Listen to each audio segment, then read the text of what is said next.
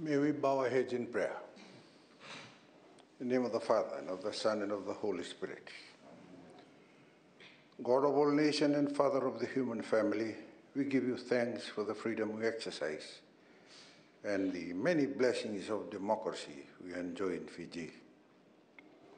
We ask for your protection and guidance for all who devote themselves for the common good, working for justice and peace at home and around the world. We lift up our duly elected leaders and public servants, those who will serve us as President, the Prime Minister, Ministers of Government Departments, and the opposition members as legislators, judges and those in the military and the law enforcement. Kill us from our differences and unite us, O Lord, with a common purpose, dedication and commitment to achieve liberty and justice in the years ahead for all people, and especially those who are most vulnerable in our midst. And in Jesus' name we pray. Amen. In the name of the Father, and of the Son, and of the Holy Spirit. Please be seated, honorable members.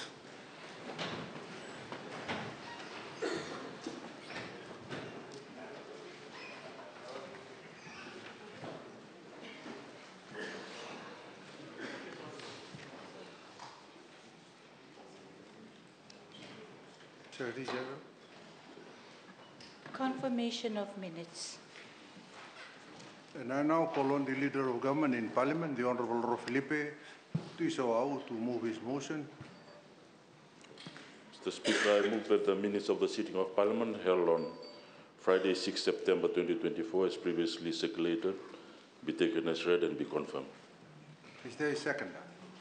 I second the motion, Honourable Speaker.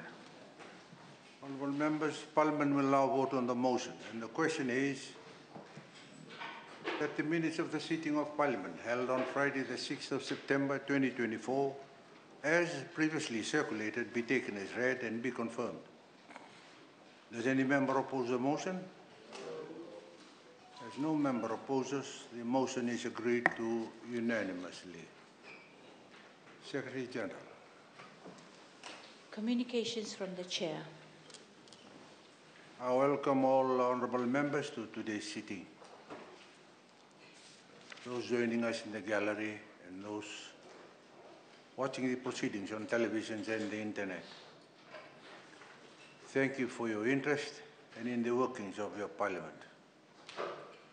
For the information of honourable members, I have approved the request from the Standing Committee on Social Affairs to refer the Savu-Savu Town Council Annual Report for 2011 and 2012 to the Standing Committee on Foreign Affairs and Defence. This is to allow the efficiency through the even distribution of the workload. Honourable members, please kindly take note that I have received legal advice that by operation of Sections 11, subsection 1 of the Parliamentary Remunerations Act 2014, the new determination made by Parliament on the 24th of May 2024 and which was published in the Gazette on the 30th of May 2024 had suspended or had superseded the 2020 determination. As a result, the 2020 determination had been effectively revoked and the 2024 determination has established that the current salaries is at 100% effective from the 1st of August 2024. You're now on 100%. Thank you, honourable members. You all seem to be looking at the Honourable Deputy Prime Minister and Minister for Finance. Yes? Secretary General. Presentation of papers and certain documents. And I now call upon the Deputy Prime Minister and Minister of Finance and Strategic Planning, National Development and Statistics, the Honourable Professor Biman Prasad, to table his report. Thank you, Mr. Speaker. In accordance with Standing Order 38, Clause 1, I present to Parliament the Reserve Bank of Fiji quarterly review for June 2024. Thank you, Mr. Speaker. Please send the report to the Secretary General, Honorable DPM. And honorable members, please take note that the Reserve Bank of Fiji quarterly review for June 2024 is for information only and will not be referred to any standing committee. Thank you, honorable members, and we will proceed to the next item on the order paper. Secretary General. Presentation of reports of committees. Honorable members, I have been advised that there are no reports for presentation today. We will move on.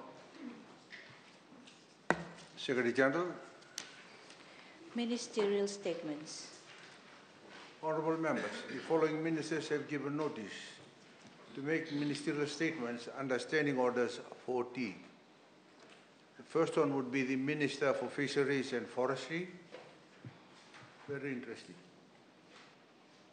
He seems to be doing this nearly every day of the week in the weekly sitting. Minister for Education. And the Minister for Tauke Affairs and Cultural Heritage and Arts.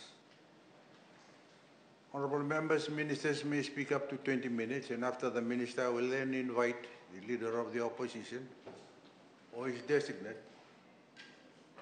to speak on the statement for no more than 5 minutes. There will be also a response from the leader of the Group of 9 block or his designate, and may also speak for 5 minutes. There will be no other debate. And I now call on the Minister of Fisheries and Forestry, the Honorable Ailiti Ambanivalu, to deliver her statement. The floor is yours, Madam. The Honourable Speaker of Parliament, the Honourable Prime Minister, Honourable Ministers and Assistant Ministers, Honourable Leader of Opposition, Honourable Members of Parliament, ladies and gentlemen, Ms. Ayanda Winaka. Honourable Speaker, I rise to deliver my statement on the status of timber treatment in Fiji. Honourable Speaker, I am delivering this statement because the issue of selling substandard treated timber on the domestic market is a cause for concern and has become one of the critical national interests. Last month, Honourable Pramila Kumar raised this issue in the media, and so did the Consumer Council of Fiji, raising a crucial question on the role of the Ministry of Forestry in this regard. I must thank the Honourable Pramila Kumar and the Consumer Council of Fiji for raising this important issue, especially when we are faced with the serious challenges relating to the incursion of the Asian subterranean termites. Honourable Speaker, as you may all know, the main purpose of treating timber with chemicals is to protect the timber from insect attack and fungal decay, making it more durable and be able to last longer in service. Without treatment, many species of timber, including pine, will not be suitable for use in exposed and ground contact situations. Honourable Speaker, timber treatment, therefore, substantially extends the service life of timber, particularly those with lower natural durability classes, including a number of our native timbers and our main plantation species. It must, however, be noted that the treating of timber with chemicals is not compulsory. This is because some untreated timbers from species such as pine can be used without any problems for some specific end users, especially for non-load bearing and in fully protected situations and out of ground contact. Also, low-grade timbers destined for boxing purposes are not normally treated. Honourable Speaker, at the same time, there are native species, the heartwood of which are naturally durable and do not need to be treated. So in the market, one has a choice of purchasing either treated or untreated timber, depending on one's requirements. It is only when a timber processor elects to undertake timber treatment that the current legislation comes into play to ensure that certain quality and safety standards are met. Honourable Speaker, the Ministry of Forestry currently regulates the operations of all timber treatment plants in the country, as required under the Forest Regulations of 1992. As we speak, we have 29 registered timber treatment plants, and so far 14 are licensed to operate this year. These plants are licensed annually and are monitored on a quarterly basis. The monitoring of these plants focuses on operator competency, health and safety control, where timber samples are located on a monthly basis for testing, looking at the concentration and penetration of preservative chemicals in the timber to ensure that these are within required standards. Honorable Speaker, different end users have different levels of chemicals with assigned buildings, including H2, which is used for interior use. It is fully protected from the weather and not in ground contact. H3 for exterior use, not in ground contact. H4 are posts, which has low risk and ground contact.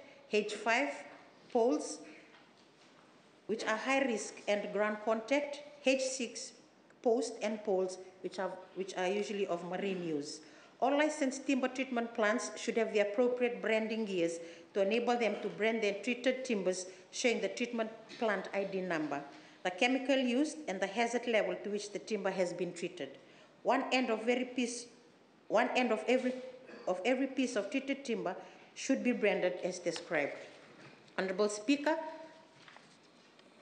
the Forest Regulations 1992 mandates the Ministry of Forestry to license and monitor the operation of timber treatment plants, but does not authorize the Ministry of Forestry to ensure that timber users only buy timbers which are treated according to the legally prescribed standards.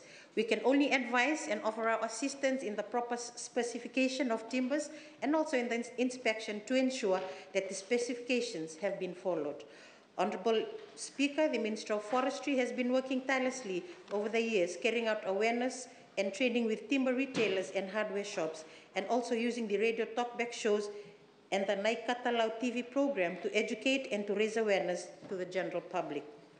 Honorable Speaker, consumers need to know and understand what they are buying for and what they need to ask retailers as well as seek in the specifications, the level of treatment and what hazard level the timber is suitable for.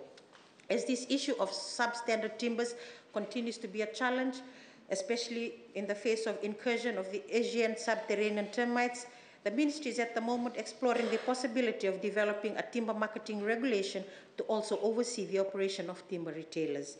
Honorable Speaker, it is important to note that treating timber with chemicals is not only part of the solution. Proper design of buildings and proper specification of building materials go a long way in ensuring that we are better protected, especially against the termites. I thank you for the opportunity to speak, Honorable Speaker. Thank you. Thank you, Honorable Minister.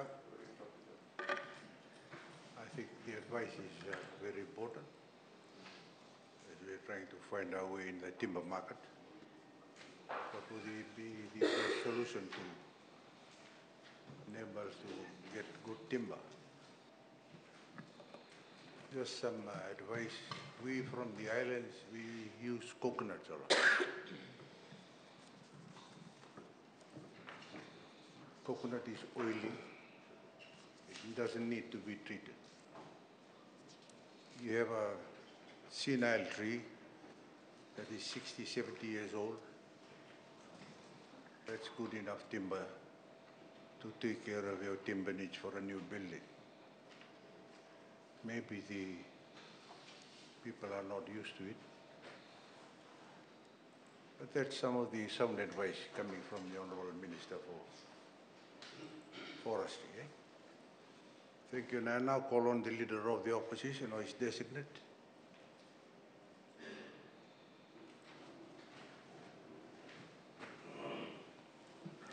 Thank you, Honourable Speaker, sir. And I thank the Honourable Minister for her deliberation this morning and highlighting the facts surrounding timber treatment. Honourable Speaker, sir, I think when we look back in the olden days, timber treatment was not available then. And I remember correctly, back in my village in Kadau, the technology and the idea of timber treatment was not readily available during my young days. I remember even in building a Fijian bure, the villagers used to use sandalwood tree as their post. And this post used to be the one that lasts longest. Yasi and also Vesi, because of their natural strength and hardness in the fiber that is made out of this. I thank the Honourable Minister for highlighting this fact, because there seems to be confusion within our local population on the law regarding treatment.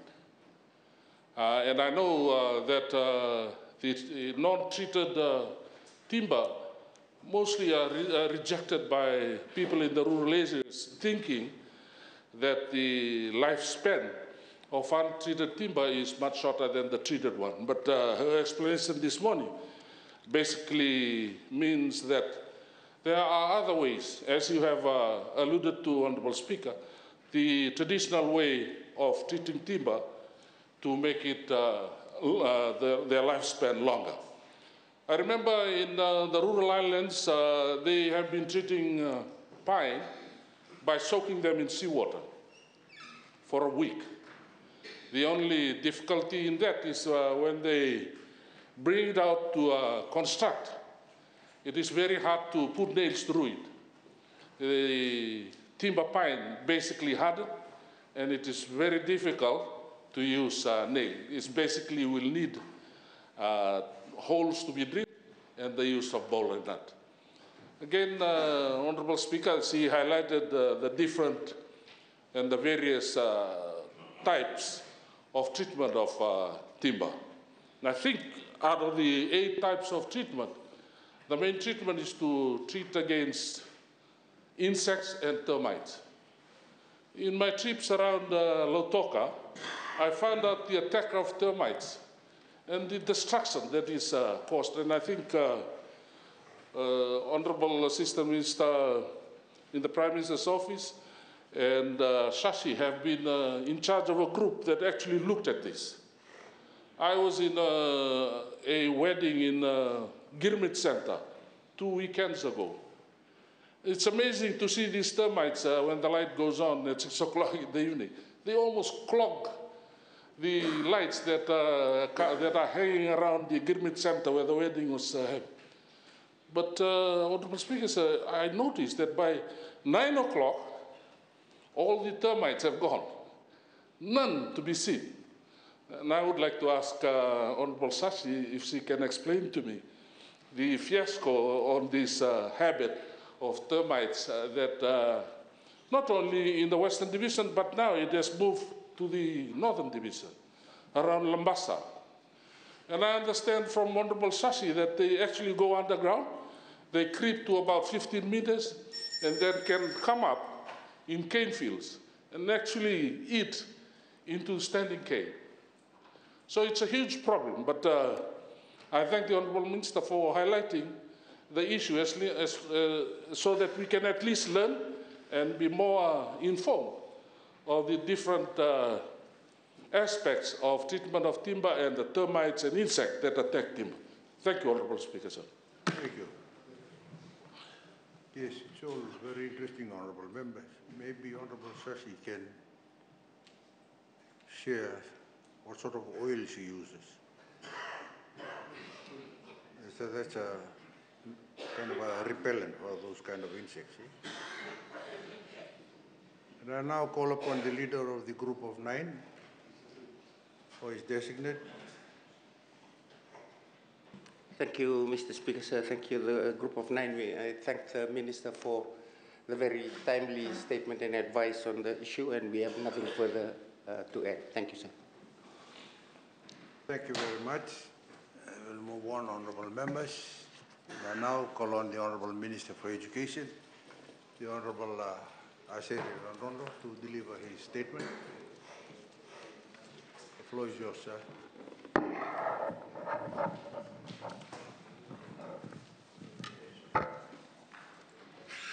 Thank you, Mr. Speaker, sir.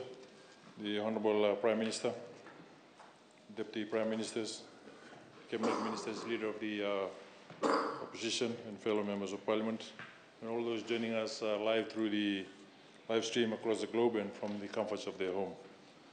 Mr. Speaker, sir, thank you for the opportunity to present my ministerial statement on the recent TSLS delegation visitation, which I led to Sydney and Canberra, Australia, and the outcomes achieved.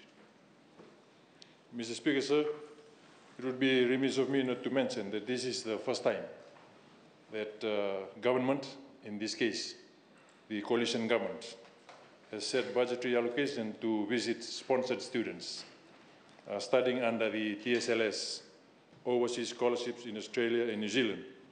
And similar visit is done by other governments across the globe who sponsor students at universities overseas. Mr. Speaker, sir, the purpose of the visit is to check on students' well-being and welfare and have direct audience with university executives and students in order to work out solutions raised by students or the respective universities. And the visit coincided with strengthening and expanding partnerships with universities. Mr. Speaker, sir, TSLS was established in 2014 and overseas scholarship started in 2019 under the organization. There was no visit to the students until 2023. Mr. Speaker, sir, this year I was fortunate to be part of the TSLS delegation, which included the TSLS board chair, Ro Temu Mukiapa, the Chief Executive Officer, Dr. Hasmukh Lal, and staff from the TSLS and the Ministry of Education. Universities visited include the University of New South Wales, Western Sydney University, the University of Newcastle, and the University of Canberra. Mr. Speaker, sir, in addition to the intentions of the travel, the coalition government introduced a new scheme on the current financial year to have more citizens to access PhD scholarships to boost Fiji's human capital. This is the newly introduced scheme called Cost-Sharing Overseas PhD Scholarship. Under this agreement, the universities will cover tuition fee, while TSLS will pay stipend, airfare, and any other cost associated with the study. As such, the taxpayers of Fiji will save around $300,000 tuition fee for a 4-year PhD program and will have graduates of top quality. Mr. Speaker, sir, on the 3rd of July 2024, the University of Newcastle was the first university to come on board the Cost-Sharing Overseas PhD initiative. During the visit, I witnessed the signing of the Cost-Sharing Overseas PhD MOU between TSLS and the University of New South Wales and Western Sydney University. And I thank these two universities for development perspective towards Fiji. Mr. Speaker, sir, I also gained the opportunity to visit the world-class Brumbies sport facility at the University of Canberra, where TSLS will send prospective students to pursue qualification in sports science and sports medicine. This is a model where university has a partnership facility for learning, teaching, research, and sports excellence with ACT Brumbies. Mr. Speaker, sir, during the visit of the 4 universities, the delegation emphasized the universities the intentions of the scholarship investment designed in developing human capital, particularly on the introduction of a new overseas scheme called Scholarships for Merit-Based Postgraduate Diploma Specialization, in-service overseas training, and the increased quota in the Scholarship for Merit-Based Undergraduate Overseas Scheme from 40 awards to 80 awards. The universities were also requested to ensure pastoral care is provided to assist students in adjusting to the fast-paced environment of learning they are in, whereby peer mentoring services to students is emphasized to assist students in coping with their academic requirements. Mr. Speaker, sir, during the meeting with the students, they were notified of the TSLS policy changes, such as increase in bond services from 1.5 times to 2.5 times, increase in termination penalty up to 50% for students who default their bond services, with special emphasis was on scholarship academic obligation, since the probation period has decreased from 3 probation to 2 probations. Mr. Speaker, sir, after visiting the sponsored students at the 4 universities, I was overwhelmed with the response that was received from the students. The sponsored students commended the coalition government for providing them with the opportunity to undertake programs at an overseas university. The students also commended the support services provided by the universities and TSLS in achieving their educational goals overseas and assisting them in adapting to the new environment overseas. And the sponsored students showed commitment towards completing their programs and returning to serve the country. I assure the students that the coalition government will continue to assist and invest in the youths, as they are the future of the country. And as such, it is the responsibility of the sponsored students to serve their scholarship bond. Mr. Speaker, sir, the students highly acknowledged the visit as it was motivational, and they saw government seriousness and commitment to the studies. It cost governments around 300,000 to fund 1 undergraduate student in the overseas scholarship scheme, when compared to 30,000 to 40,000 at a local university. To have commensurate return of service to the country against the investment, the bonding of overseas scholarship is now 2.5 times the duration of the study. Mr. Speaker, sir, upon meeting with the sponsored students at the universities, I was alerted on the need to review the education curriculum to allow students a smooth transition from secondary school to universities, specifically in the areas and subjects of mathematics, physics, and computer science. It was highlighted in the visit that there is a vast difference between what is learned in Year 13 in Fiji and what is taught in the universities and overseas. The sponsored students were assured that the curriculum innovation and transformation from ECE to senior secondary is one of the priority areas of the ministry, and as such, the ministry is working towards the reviewing of the school curriculum. Mr. Speaker, sir, under the Overseas Scholarship Scheme, TSLS funds for programs which are part of the national priority areas, but not offered by the local universities. A total of 60 students were currently enrolled in areas such as cybersecurity, software engineering, veterinary science, data science, actuarial science, forensic science, architectural engineering, chemical engineering, biomedical engineering, environmental engineering, mechatronics engineering, speech pathology, and renewable energy at the New Zealand and Australia-based universities. With increase in scholarship quota at the undergraduate level and the introduction of new scholarship schemes, more Fijians will be pursuing quality education in Australia and New Zealand. Mr. Speaker, sir, Fiji is faced with competing priorities and challenges, and for government to alone invest in skilling people to mitigate gaps in our workforce is a challenge with other competing national priorities.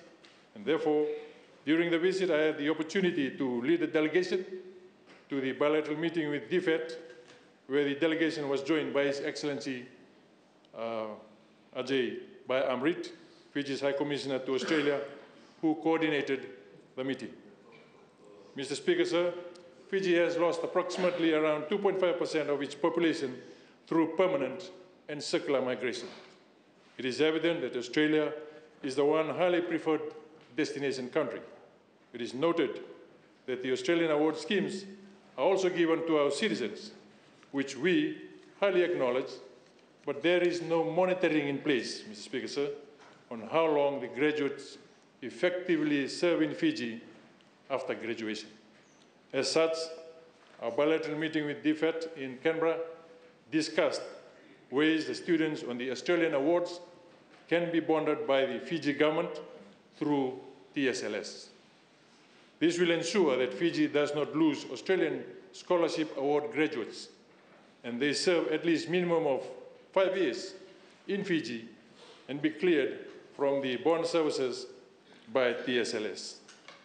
Mr. Speaker, sir, amongst other discussions with DFED, the delegations acknowledged the Australian government in its budget support to the Fiji government and made recommendations that the Australian government considers providing targeted funding for specific job skills training under the Bubale Partnership. We propose budgetary supports toward vocational programs and degree programs which are offered by local universities in the areas where Fiji lacks the discipline and skill shortages. Mr. Speaker, sir, curriculum innovation and transformation from ECE to secondary school, to senior secondary, is one of the priority areas discussed with DFED. The Ministry is working to develop a concept of curriculum innovation and transformation. We are pleased to inform this August House that DFED has assured support for Fiji's curriculum review, which will be assisted in parallel with the Australian curriculum review. Mr. Speaker, sir, as curriculum review is enhanced, it is expected that teachers' skills will need to be upgraded, and this was also discussed with DFED to set up a teacher upskilling platform on digital training assessments. The Ministry of Education, Mr. Speaker, sir, has started dialogue with other bilateral partners on assistance for online learning for both teachers and students, and DFED, along with the World Bank and ADB, and some other agencies.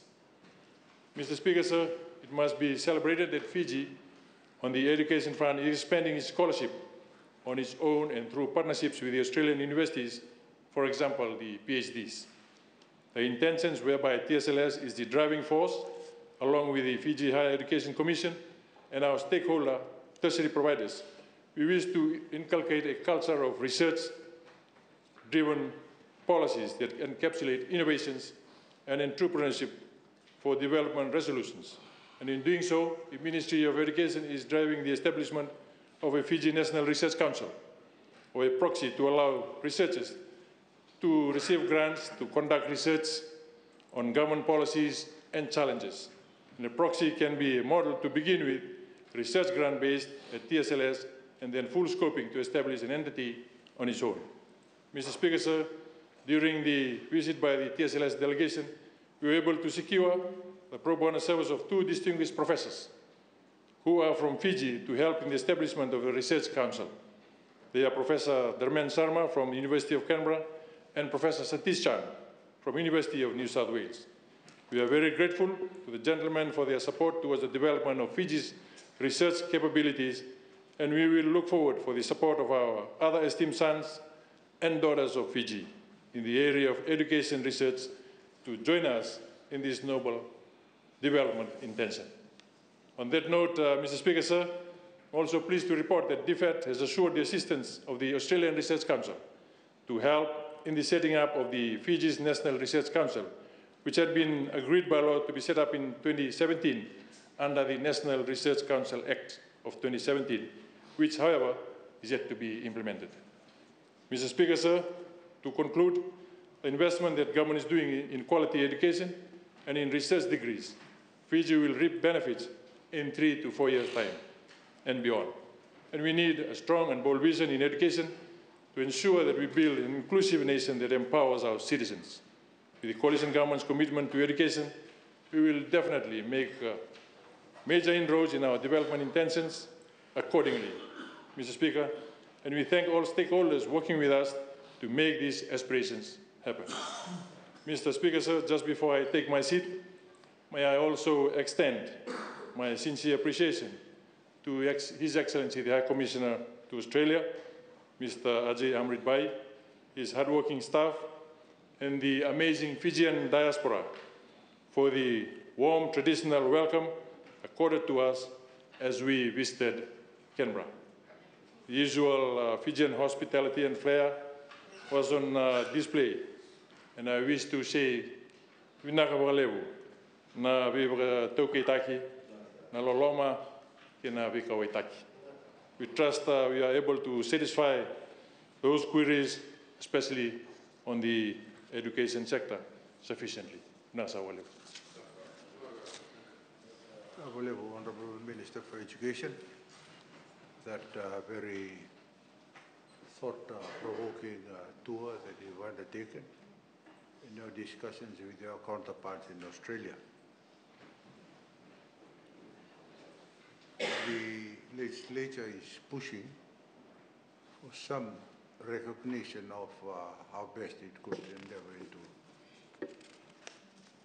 more research to be undertaken, especially when the Honorable AG has highlighted that there's only 6 drafters with the Solicitor General.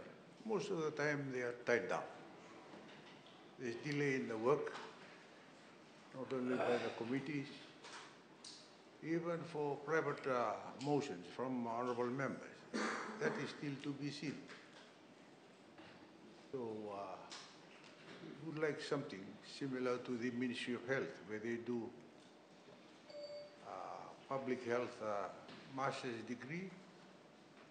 Here, that should encourage, and then given a budget allocation.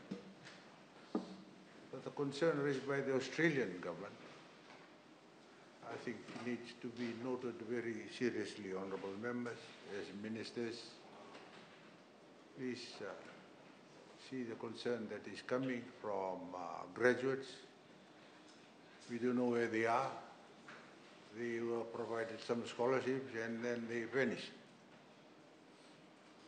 So in this regard, we're just registering our interest here, Honourable Minister for Education, the legislature. We need drafters, and we are pushing very hard for in-service training to be conducted by the various officials here who are highly qualified and stand ready to pursue further education in law. Thank you. And now call on the Leader of the Opposition, or his designate, the Honourable Hem Chand. The floor is yours, sir. Thank you, Mr. Speaker, sir. I would like to thank the Minister for Education for his ministerial statement on Treasury scholarship and loan services and the recent visit by TLS team to Australia. Mr. Speaker, sir, TSLS gives scholarship to Fiji students to go and study abroad. My questions are, who decides which programs to be funded? Is it only TSLS making this critical decision, or Higher Education Commission Fiji is also involved in this decision making? Number 2, does such decision have regard to the new National Development Plan, meaning professional needs of the country? Mr. Speaker, sir, the Treasury Educational Loan Scheme was introduced in 2014 by Bainimarama government with the focus on achieving the best educational outcomes for Fiji and ensuring that funding is spent on scholarship and loans which would result in contribution to the Fiji's economic growth, workforce development and livelihood. The Treasury Scholarship Loans Services has spent $1.44 billion from the budget to assist around 70,000 students in last 10 years of operation. The total amount of taxpayers' money spent has indicated huge contribution to Fiji that is prioritized through Treasury education and training programs. Previously, all students meeting the educational requirements at any Treasury institution were given loans, but that is not the case today. There are many students who have received admission into programs at universities, but are studying privately because they did not qualify for a scholarship or loan. That's around 19,000. The previous government established a sustainable funding model for Treasury education, creating a revolving fund for future students intending to study in Treasury institutions. Unfortunately, this government has created an unsustainable model, financial model, where every year taxpayers, they fork out around $150 million for Treasury education every year. The government has imposed 50% penalties for forfeiting bonds if they wish to seek opportunities offshore. How does this help our graduates or the economy? Remittances sent by unemployed students working abroad can contribute positively to our foreign exchange. Mr. Speaker said, the government decision to write off student debts in the last budget has cost over $600 million, directly equating to the current budget deficit. Converting the student loan scheme to a scholarship is not sustainable for a small economy like ours. Even larger economies like Australia continue to maintain a loan scheme for tertiary education. $150 million could have gone towards other important developments. The government is given budget support by Australia and New Zealand. Students in these countries are on higher education contribution scheme. Mr. Speaker said, we hope the TSLS team that visited Australia, they have learned the sustainable financial model of funding tertiary education, which reduces financial burden on taxpayers. Thank you. Thank you, Honorable Hemchand. And I now call on the leader of the group of 9 or their designate. You just stand up and continue. Let the I was waiting for the yellow card to come up. the yellow card. Mr. Speaker, sir, thank you. I thank the Minister for the very informative statement on the visit. I wish the students well, those that are studying under the scheme. Urge them not to waste this wonderful opportunity and finish their studies. We have nothing further to add, Mr. Speaker, sir. Thank you.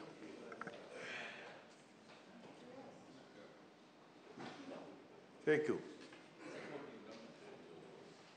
And I acknowledge the presence, honorable members, of Mrs. Mali Mali in the chambers.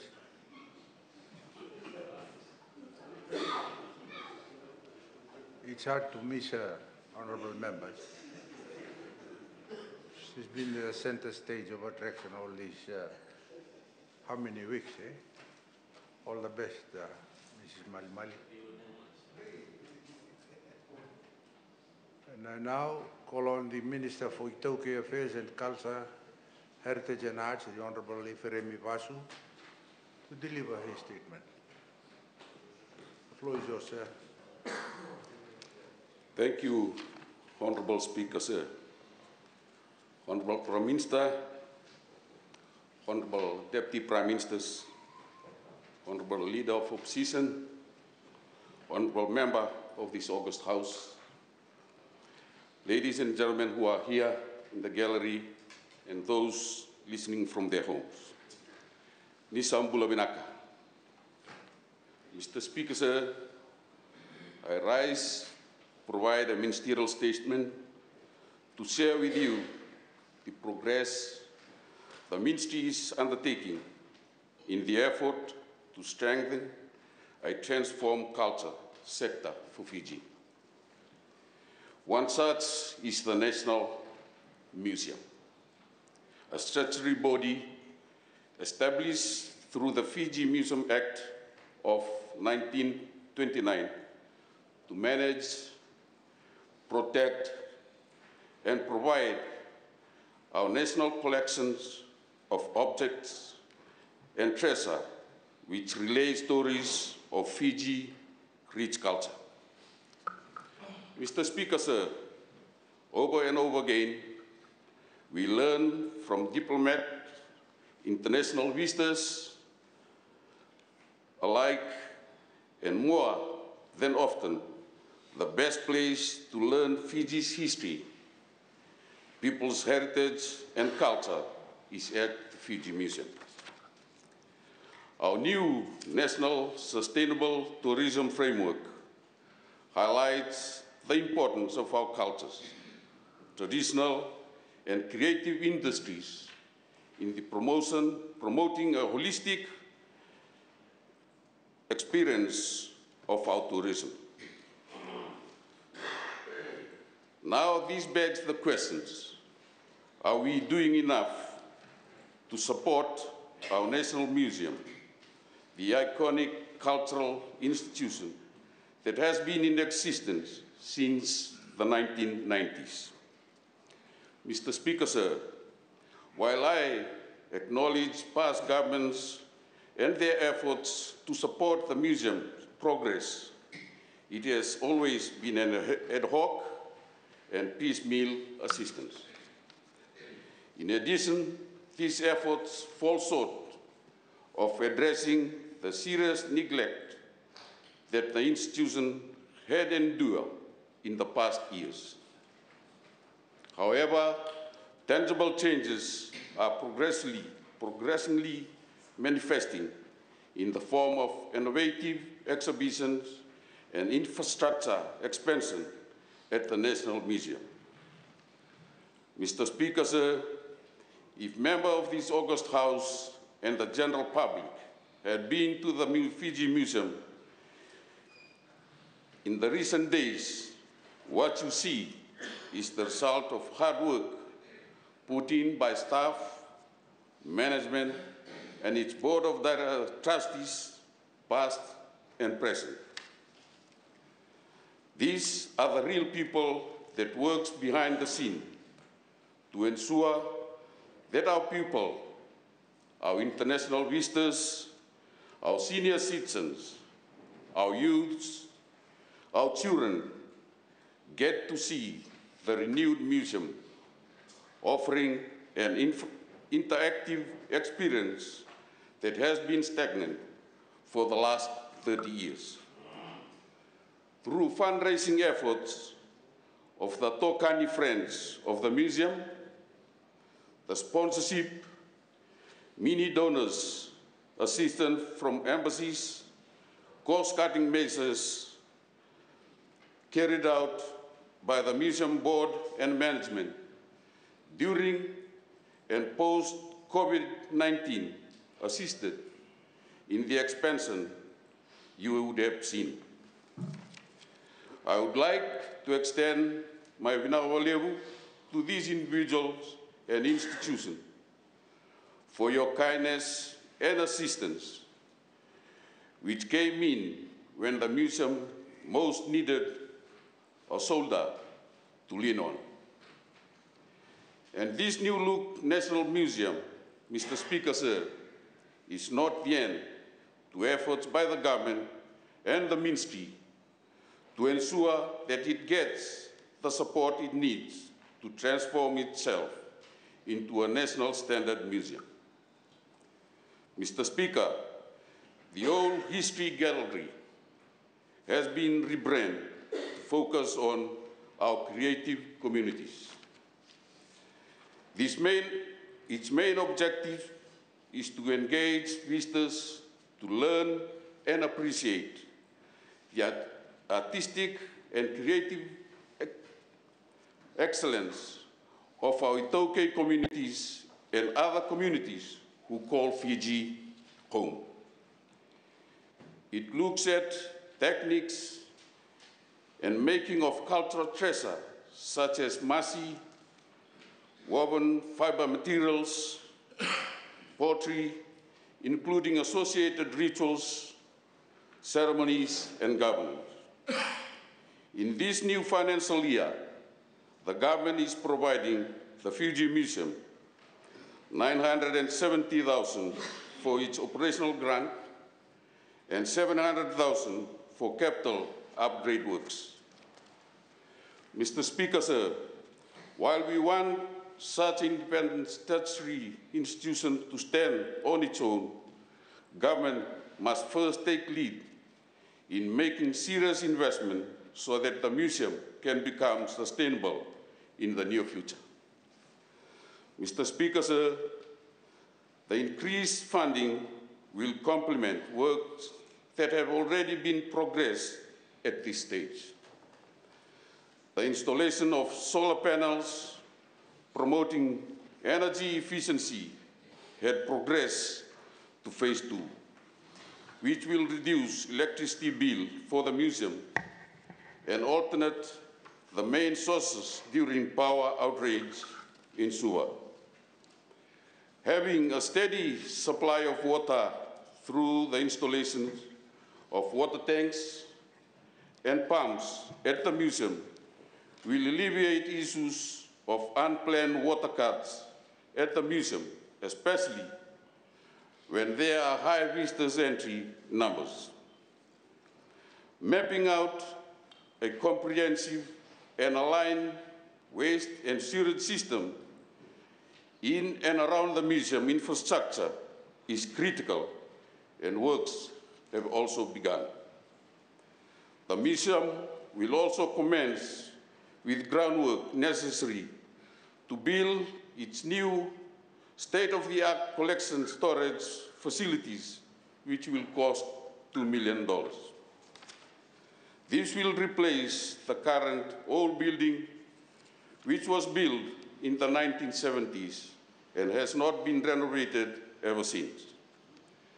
Mr. Speaker, sir, my sincere gratitude to the Ministry of Lands and Mineral Resources for facilitating our request in amalgamating the property lease area for the Fiji Museum. Since the building of the current museum in 1955, the museum lease space have always been relegated to the existing length and width of the building. Now, this has expanded to include the two former Nawela Hostel building, which house the museum administration and staff offices. This lease expansion has allowed the museum to expand its facilities and ensure safe and security of its premises. The renovation of the Nawela Hostel building will be completed in this financial year. The office will allow open space, working environment for staff, and dedicated room for specialized units to carry out their work, such as the archaeology lab and the exhibition workshop. The setting up of a robust IT system for the museum includes fire alarm, protection, and CCTV camera system is being planned and will be fully installed before the end of this financial year.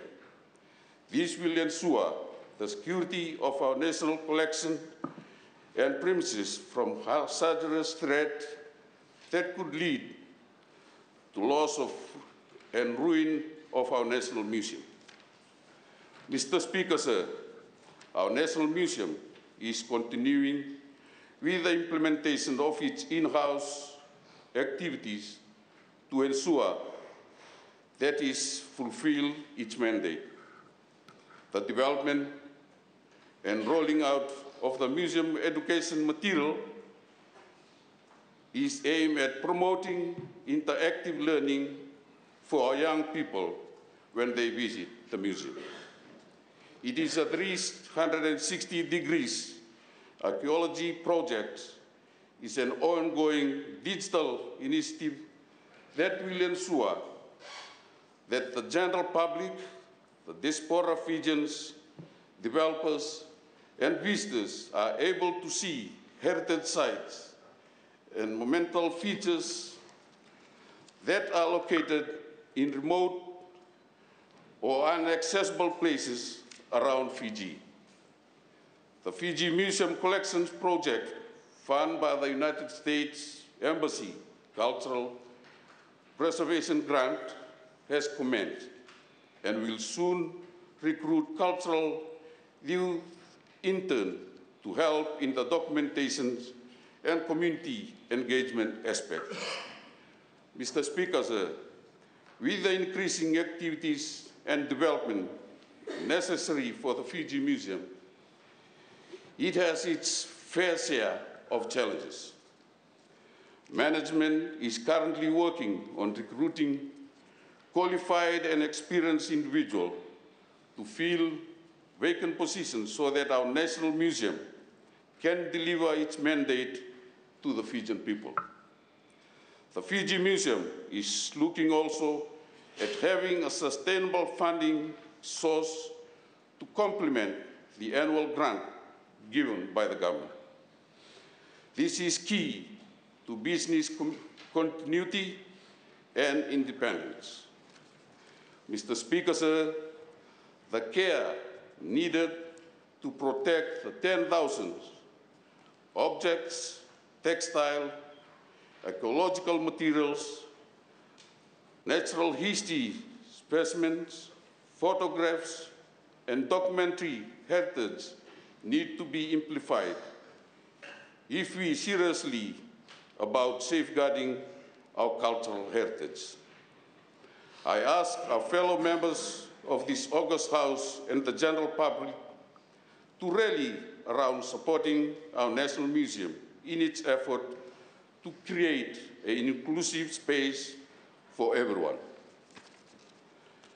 Our collection effort will foster the new direction that the Fiji Museum is undertaking with a focus on the celebration of our history, our identity, our heritage, and our culture. Now, Mr. Speaker. Honourable Minister, for that very important information of the collection of artifacts and all that belongs to Fiji. Just a word of advice. It will be interesting if you pay a visit to the University of New South Wales Museum in the heart of Sydney, as well as the Harvard University in the United States, and even in Cambridge University. They have a lot of artifacts that are very important to us. And it's important that it can be part of your collection that you are endeavoring to undertake with your budget allocation. But honourable members, that's a genuine concern raised by the honourable minister. And honourable members, it's now 10:30, and I intend to adjourn the House now for tea, and we will resume. And the bell is sounded.